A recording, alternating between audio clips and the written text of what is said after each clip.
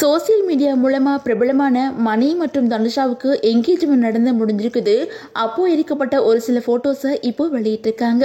TikTok ஆக்டிவா இருந்த காலகட்டத்தில் அதுல வீடியோஸ் போட்டு பிரபலமானவங்க தான் ரசிகர்களின் ரசிகன் மணி அப்படின்னு அழைக்கப்படுற மணிகண்டன். அதே நேரம் மணி இன்ஸ்டாகிராம் மற்றும் யூடியூப்லயும் தொடர்ந்து வீடியோஸ் வெளியிட்டு வந்துட்டு இருக்காங்க. இவங்களுக்கு யூடியூப்ல கிட்டத்தட்ட 3 மில்லியன் சப்ஸ்கிரைபர்ஸும் இன்ஸ்டாகிராம்ல கிட்டத்தட்ட 1 மில்லியன் ஃபாலோவர்ஸும் இருக்கிறாங்க. இது ஒரு புறம் இருக்க, மணி ஏற்கனவே கனி அப்படிங்கிறவங்கள காதலிச்சு திருமணம் பண்ணிக்கிட்டாங்க. டிக்டாக் மூலமா ஏற்பட்ட பழக்கத்தினால இவங்களோட நட்பு காதலா மாறுச்சு.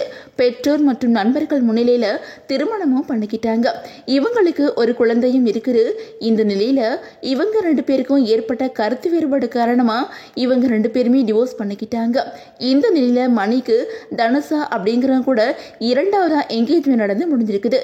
என்கேஜ்மெண்ட் அப்போ எடுக்கப்பட்ட ஒரு சில போட்டோஸை மணி மற்றும் தனுஷா தங்களோட இன்ஸ்டாகிராம் பக்கத்துல ஷேர் பண்ணிருக்காங்க. சமீப காலமாவே மணி இன்ஸ்டாகிராம்ல தனுஷா கூட சேர்ந்து நிறைய வீடியோஸ் வெளியிட்டு வந்துட்டு இருந்தாங்க.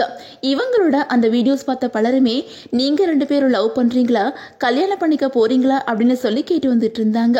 ஆனா ஃபேன்ஸ் கேட்ட கேள்விக்கு ஆரம்பத்துல மணி மறுப்பு தெரிவிச்சு என்ன சொல்லியிருந்தாரு அப்படின்னா, நானும் தனுஷாவும் ஒரு வெப் சீரிஸ்ல நடிச்சிட்டு இருக்கிறோம், மற்றபடி எங்களுக்குள்ள எந்த ரிலேஷன்ஷிப்பும் இல்லை அப்படின்னு சொல்லியிருந்தாங்க. ஆனா காலப்போக்கில் இவங்களோட நட்பு காதலா மாறி இப்போ என்கேஜ்மெண்ட் பண்ணிக்கிட்டாங்க.